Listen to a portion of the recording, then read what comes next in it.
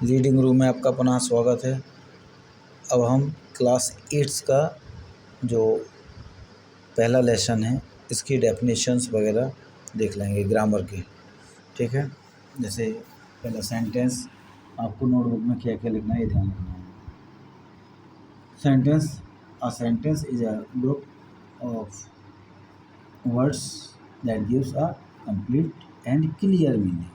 ठीक है, जैसे जतिन वर्क्स हार्ड, जतिन कठिन परिश्रम करता है। Sentence is divided into two parts, ये दो भागों में बांटा जाता है। ये ऐसे दो भाग में बांट सकते हैं, पहला सब्जेक्ट, दूसरा प्रेडिकेट। सब्जेक्ट क्या होता है? Subject is the part of a sentence that tells us what a sentence is about. ठीक है, predicate, the predicate is the part of a sentence that tells us something about the subject. ठीक है, जैसे Ram rights a letter, तो राम हो गया, Rama rights a letter, तो रामा हो गया सब्जेक्ट और rights a letter predicate. The subject is always a noun और अ प्रोनाउन और a group of words that does the work of a noun. Subject क्या होता है? नाउन या प्रोनाउन या शब्दों का समूह हो सकता है जो एक नाउन की भांति कार्य करता है। ऑब्जेक्ट क्या होता है? The object, the predicate requires an object when the verb used in it is a transitive। अर्थात ऑब्जेक्ट वो होता है जब वर्ब ट्रांजिटिव होती है, वर्ब का कोई कर्म होता है तो उसको ऑब्जेक्ट कहते हैं। अर्थात ट्रांजिटिव जो वर्ब है तो जो नाउन आएगा वो ऑब्जेक्ट कहलाएगा। जैसे आई रन अ रेस। ठीक है, डायरेक्ट ऑब्जेक्ट क्या होता है? जो इंसान के अलावा जो भी ऑब्जेक्ट होते हैं वो डायरेक्ट ऑब्जेक्ट होते हैं, और इंसान या उसका पालतू जानवर इनडायरेक्ट ऑब्जेक्ट हो गया है। जैसे direct object, the noun answering what after the verb is called direct object. जब हम वर्ब में व्हाट लगा के जैसे क्वेश्चन करें तो डायरेक्ट ऑब्जेक्ट आता है। ठीक है, जैसे मतलब पेन, जैसे I give him a pen, तो मैं उसे पेन देता हूँ, तो क्या होगा? व्हाट गिव अ पेन, तो व्हाट का आंसर आ जाएगा, तो ये डायरेक्ट ऑब्जेक्ट हो गया। Indirect object, the noun naming the person और होम समथिंग इज डन। जैसे द बॉय, ये क्या होम के वर्ब में होम से क्वेश्चन बनाया जाए और उसका आंसर मिले तो वो इनडायरेक्ट ऑब्जेक्ट होता है। जैसे आई टीच अ बॉय, मैं एक बच्चे को पढ़ाता हूँ, तो होम किसे पढ़ाता हूँ? तो बॉय हो जाएगा, तो ये इनडायरेक्ट ऑब्जेक्ट हो जाएगा। फिर types of sentence are divided into 5 groups. Sentence को 5 भागों में हम बांट सकते हैं। पहला डिक्लेरेटिव या एजर्टिव सेंटेंस, इसके दो भाग हैं, अफर्मेटिव और नेगेटिव। अफर्मेटिव में सकारात्मक और नेगेटिव में नकारात्मक बात कही जाती है। दूसरा क्या है? इंटरोगेटिव, ये किसी प्रकार का क्वेश्चन पूछा जाता है इसमें। ठीक है, या तो सिंगल इंटरोगेटिव हो सकता है ये, या डबल इंटरोगेटिव, ये भी दो प्रकार का होता है।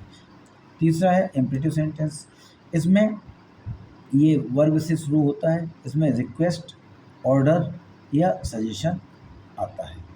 फिर एक्सक्लेमेटरी सेंटेंस जो होते हैं, इसमें फीलिंग्स ऑफ हार्ट, अर्थात जॉय,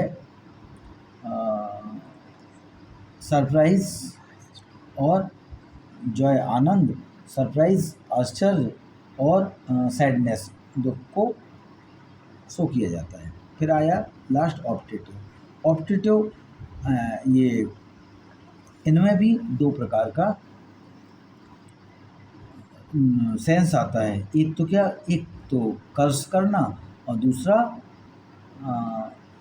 क्या नाम, अभिशाप या कर्ज करना, दूसरा दुआएं देना, अर्थात दुआएं या बद्दुआएं दिए जाते हैं, ऑप्टेटिव वाक्य कहलाते हैं। ठीक है, phrase, a phrase is a group of words that gives meaning but it is not complete and clear. जैसे ये क्या है? एक शब्दों का समूह होता है जो अपना पूरा अर्थ नहीं देता है। मीनिंग तो उसकी निकलती है, अर्थ निकलता है, लेकिन पूरा अर्थ नहीं देता है। It does not have subject and predicate, इसमें सब्जेक्ट प्रेडिकेट नहीं होता। ठीक है। अब टाइप्स ऑफ फ्रेजेस, तो फ्रेजेस कितने प्रकार के होते हैं? तो ये फ्रेजेस होते हैं नाउन फ्रेज, एडजेक्टिव फ्रेज और एडवर्ब फ्रेज। तो नाउन फ्रेज को देखें, the group of words that acts as a noun in the sentence. ये जो नाउन फ्रेज होता है, इसमें शब्दों का समूह नाउन की भांति कार्य करता है। ठीक है। जैसे she expected to reach office early, या आई लाइक टू सिंग। दूसरा एडजेक्टिव फ्रेज, एडजेक्टिव फ्रेज क्या होता है? The group of words that acts as an adjective in the sentence. ये ऐसे शब्दों का समूह होता है जो एक एडजेक्टिव का कार्य करता है। जैसे decoration with good fragrance have been used for the party, या Rohan joy with courage fought with the thief. फिर लास्ट आया एडवर्ब फ्रेज, तो the group of words that acts as an adverb in the sentence. ठीक है। जैसे example, Jatin walks on the stage very gracefully. ठीक है।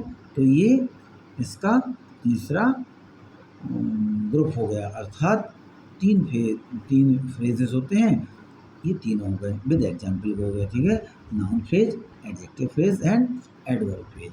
तो आपका जो फर्स्ट लेसन है, इसमें केवल आपको इतनी ही डेफिनेशंस लिखनी है, बाकी आपकी बुक में दी गई है, बाकी आपको बुक से ही याद करना है, आपको नोटबुक में यही बनाना है। ठीक है। Thank you very much.